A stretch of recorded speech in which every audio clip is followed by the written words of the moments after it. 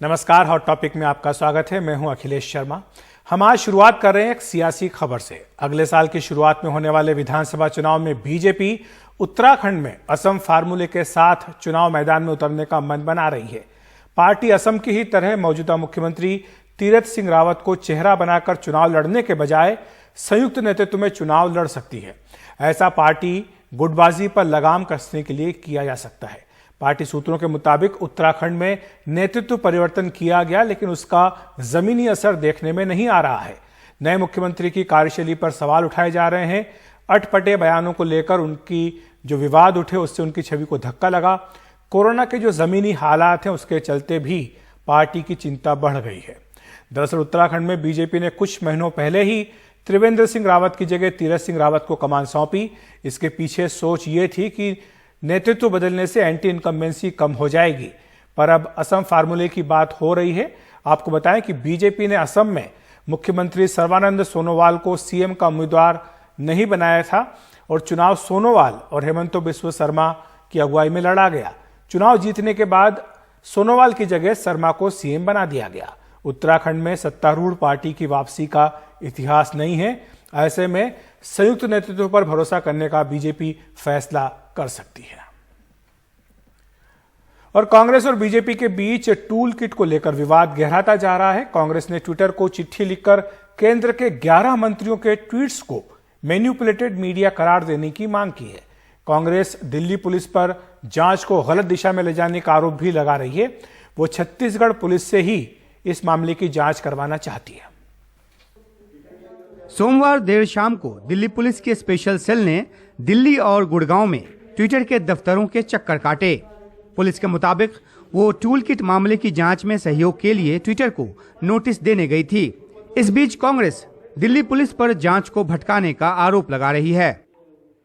Red होनी चाहिए Bharatiya Janata party के कार्यालय पर, इंक्वायरी होनी चाहिए जेपी नड्डा जी से और उनके प्रवक्ताओं से, पूछताछ होनी चाहिए केंद्रीय मंत्रियों से, स्मृति ईरानी जी हो या रविशंकर प्रसाद जी या उनके दूसरे मित्रगण, परंतु पूछताछ हो रही है ट्विटर से।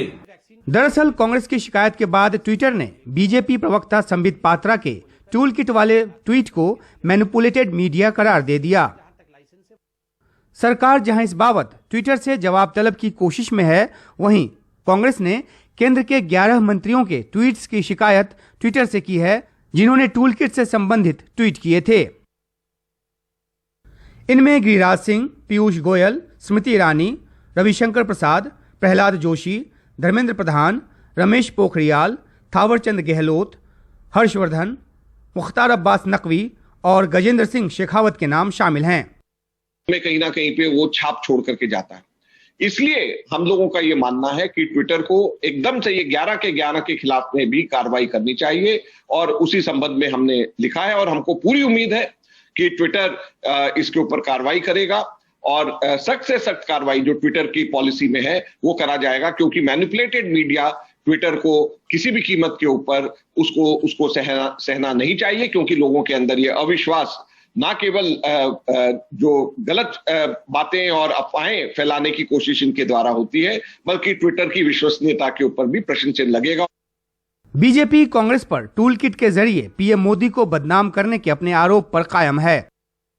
देखिए, कांग्रेस और उसके सहयोगी दल जिस तरह का व्यवहार कोरोना काल में कर रहे हैं, कभी भी देश उनको क्षमा करने वाला नहीं है। दिल्ली पुलिस ने ट्विटर इंडिया के सीईओ से बताने को कहा है कि अगर उनके पास कांग्रेस की टूल किट के बारे में कोई जानकारी है, क्योंकि उन्होंने कुछ खातों पर मैनिपुलेटिव मीडिया का ठप्पा लगाया जिन्होंने वो ट्वीट किया था। Tool kit as manipulated media. Twitter और फेसबुक समेत कई सोशल मीडिया साइट्स को सरकार ने देश के नियमानुसार काम न करने का नोटिस दिया हुआ है, जिसकी समय सीमा 26 मई को खत्म हो रही है। नजर इस बात पर है कि इन दबावों के बीच सोशल मीडिया और खासतौर पर ट्विटर क्या रुख अख्तियार करता है। नई दिल्ली से उमाशंकर सिंह, एनडीटीवी इंडिया। और आपको बताएं कि इस साल फरवरी में सरकार ने कुछ नए नियम बनाए थे सोशल मीडिया प्लेटफॉर्म्स के लिए, जिनकी मियाद आज शाम को खत्म हो रही है। कल से नियम जो है इनको पालन करना ही होगा। और नए नियमों को लेकर फेसबुक ने अपना बयान दिया है। फेसबुक ने कहा है कि हम भारत सरकार के आईटी के नियमों के मुताबिक काम करना चाहते हैं। साथ ही सरकार से कुछ अन्य मुद्दों पर चर्चा भी लगातार जरूरी है। आईटी के नियमों के मुताबिक ऑपरेशनल तरीके पर काम चल रहा है। कार्यकुशलता को बेहतर करने के भी प्रयास हो रहे हैं। इस प्लेटफॉर्म पर लोग स्वतंत्र और सुरक्षित रूप से अपनी भावनाएं व्यक्त कर सकें, फेसबुक इसके लिए प्रतिबद्ध है।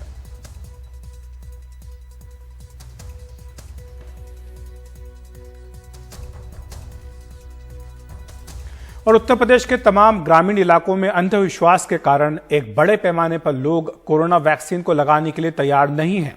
तमाम जगह वे स्वास्थ्य कर्मियों से गाली गलौज कर रहे हैं और कई जगह उन पर हमले भी। बाराबंकी के गांव में तो टीका लगवाने से जान बचाने को गांव वाले नदी में कूद गए।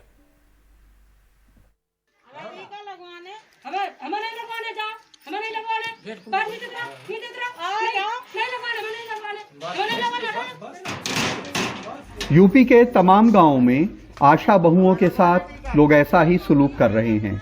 वे आशा बहुएं जो कभी इन गांवों का हिस्सा हुआ करती थीं, इनके सुख दुख में शामिल थीं, गांव की दुश्मन समझी जा रही हैं। कोविड-19 की जैसे हम लोग टीके के लिए बात करते हैं, वो लोग बिल्कुल भी बात नहीं करना चाहते हैं। जो अपना काम कर रहे हैं वो अपना काम करते रहेंगे, हमारी बात सुनने को तैयार नहीं। बस ये कहते हैं, हाथ जोड़ते हैं, आप लोग हमारे यहाँ से चले जाइए, हम टीका नहीं लगवाएंगे, आप चाहे कुछ भी कर लें।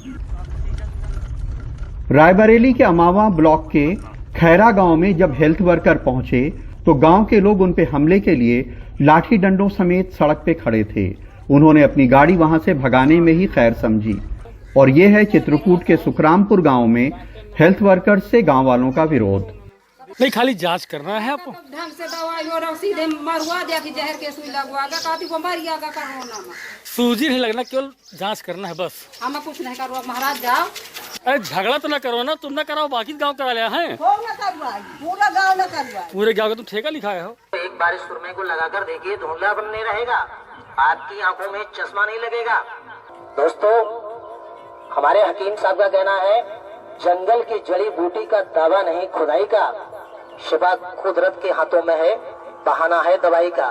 बाराबंकी के सिसौंदा गांव के डॉक्टर अलीजान गांव पहुंच गए हैं। कैसी विडंबना है कि गांव वाले भारत सरकार की कोरोना वैक्सीन को जहर समझ रहे हैं, लेकिन वे अलीजान से इलाज कराते हैं।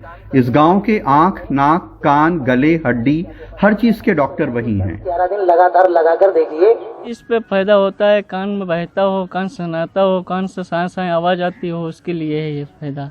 और हमारे पास खुजली वाली दवा है, खुजली हो, दर्द हो, किलकिलैया, सूखी होदी खुजली, उनकी दवाई है हाशमी कंपनी की। और बाकी हिंगमटी है, गैस बनती हो, पेट फूलता हो, खट्टी मीठी डकारें आती है, उनके लिए। सिसौंदा वही गांव है जहां 2 रोज पहले करीब 1 दर्जन गांव वाले कोरोना का टीका लगाने हेल्थ वर्कर के आने पे गांव की नदी में कूद गए थे ताकि कोई उन्हें टीका न लगा दे।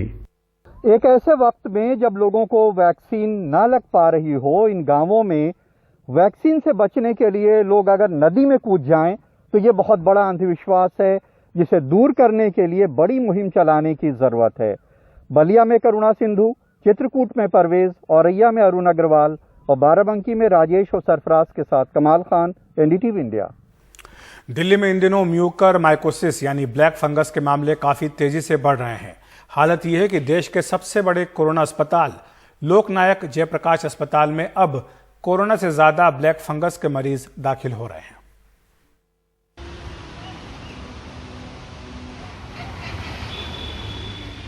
दिल्ली के लोकनायक जयप्रकाश अस्पताल में इन दिनों कोरोना के रोजाना 10 से 12 मरीज आ रहे हैं, जबकि ब्लैक फंगस के 15 से 20 मरीज। हाँ जी, आप बताओ, आपको कोई दिक्कत? 21 मई को इस अस्पताल में ब्लैक फंगस के सिर्फ 13 मरीज एडमिट थे। मंगलवार 25 मई को इनकी संख्या बढ़कर 64 हो चुकी है। कोई दिक्कत तो नहीं है आपको? ट्रीटमेंट पूरा मिल रहा है? 3-4 दिन पहले कुल हमारे पास 13 पेशेंट थे और आज की डेट में अभी हमारे पास 64 पेशेंट हो गए। 64 61 ऑलरेडी एडमिट है और 3 कैजुअलिटी में अभी एडमिट हुए हैं। तो देखिए कि कितनी तेज़ी से ये संख्या बढ़ रही है।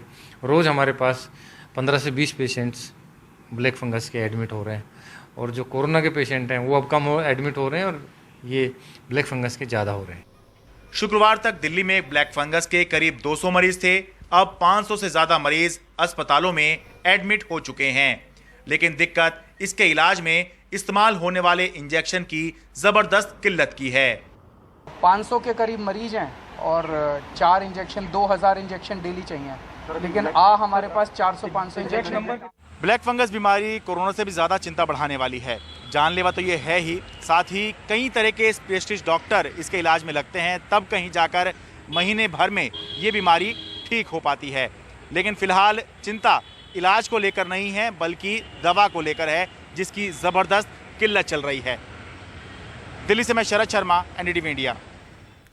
कर्नाटक के बेलगावी यानी बेलगाम में वहां के विधायक ने कोरोना को भगाने के लिए पहले हवन किया, फिर उसे ट्रॉली में रखकर शहर भर में घुमाया। जहां नहीं पहुंच पाए वहां अलग से हवन का इंतजाम किया ताकि कोरोना से बेलगावी को छुटकारा दिलाया जा सके। इस इलाके में अब तक तकरीबन 500 लोगों की मौत कोरोना के कारण हो चुकी है। दक्षिण बेलगावी में कोरोना भगाने के लिए हुआ विशेष हवन। पीली शर्ट में पीछे बीजेपी विधायक अभय पाटिल हैं, जिन्होंने इसका आयोजन किया है ताकि कोरोना उनके इलाके से भाग जाए।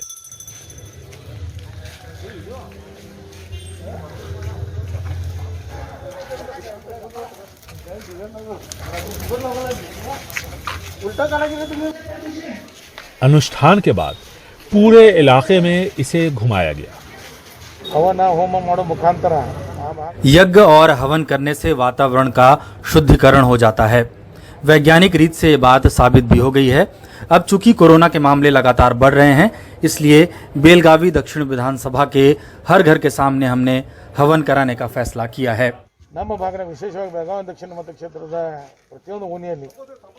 बेलगावी में लगभग 18,000 कोरोना के एक्टिव मामले हैं।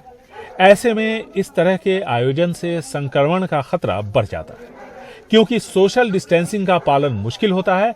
ऐसे में वायरस लोड भी बढ़ता है और मौजूदा वायरस कितना खतरनाक है वो किसी से छुपा नहीं है।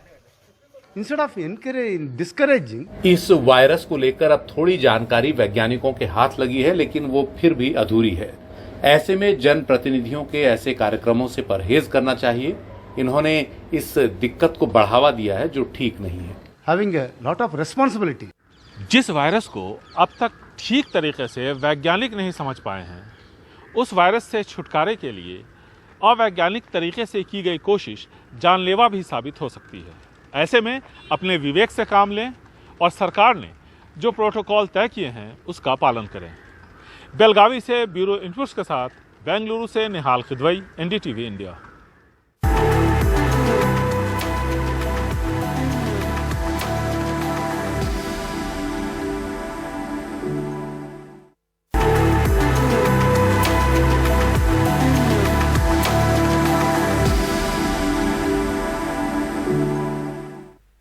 अपने साथी पहलवान की हत्या के मामले में आरोपी ओलंपिक पदक विजेता सुशील कुमार और उनके साथी अजय को लेकर दिल्ली पुलिस आज सुबह छत्रसाल स्टेडियम पहुंची और वहां उसने क्राइम सीन को रिक्रिएट किया। इस मामले में दिल्ली के नामी गैंगस्टरों की भूमिका की भी जांच चल रही है। 4 से 5 मई की रात छत्रसाल स्टेडियम में क्या हुआ, ये जानने के लिए क्राइम ब्रांच की टीम मंगलवार सुबह तड़के आरोपी सुशील कुमार और उसके साथी अजय को लेकर छत्रसाल स्टेडियम पहुंची।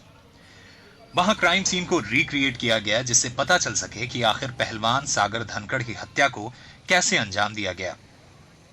दरअसल पुलिस का यह दावा है कि 4 मई को सुशील अपने 15 साथियों के साथ सागर धनखड़ और उसके 4 साथियों को यहां पर किडनैप करके लाया था और पार्किंग में उनका झगड़ा हुआ। उसके बाद सुशील ने सागर धनखड़ को इतना पीटा कि उसकी मौत हो गई और जबकि उसके साथी घायल हो गए थे। इसके बाद पुलिस फोरेंसिक एक्सपर्ट के साथ मॉडल टाउन के उस फ्लैट में पहुंची जहां मृतक सागर आखिर के 15 दिन रहा था। आरोप है कि इसी फ्लैट के बाहर बुलाकर सागर और उसके साथियों को अगवा किया गया। फ्लैट के बाद पुलिस ने उन 3 कारों की भी फोरेंसिक जांच कराई जिनसे हमलावर आए थे।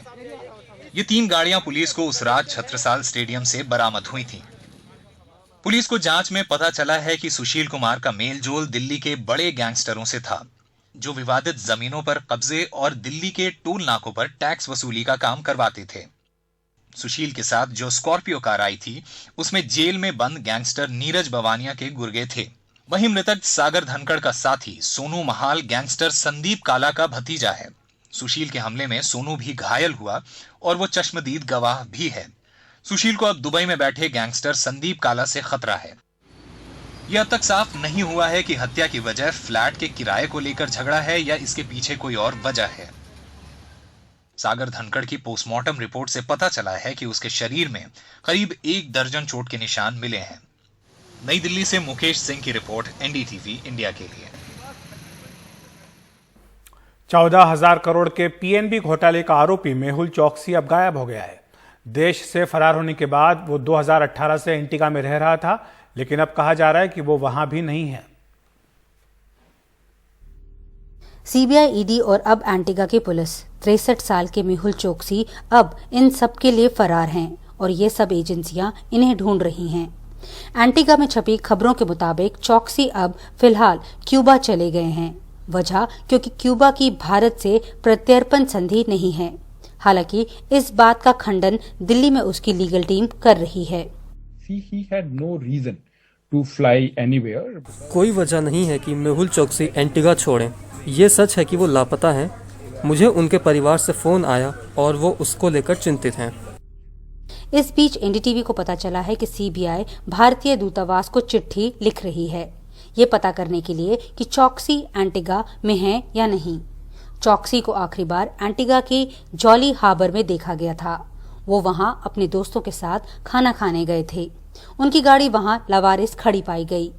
उनके परिवार ने पुलिस में रिपोर्ट लिखवाई, जिसके बाद वहां के पुलिसकर्मी अब उन्हें खोज रहे हैं। नई दिल्ली से नीता शर्मा, एनडीटीवी इंडिया के लिए। तो हॉट टॉपिक में इतना ही। देखते रहिए एनडीटीवी इंडिया।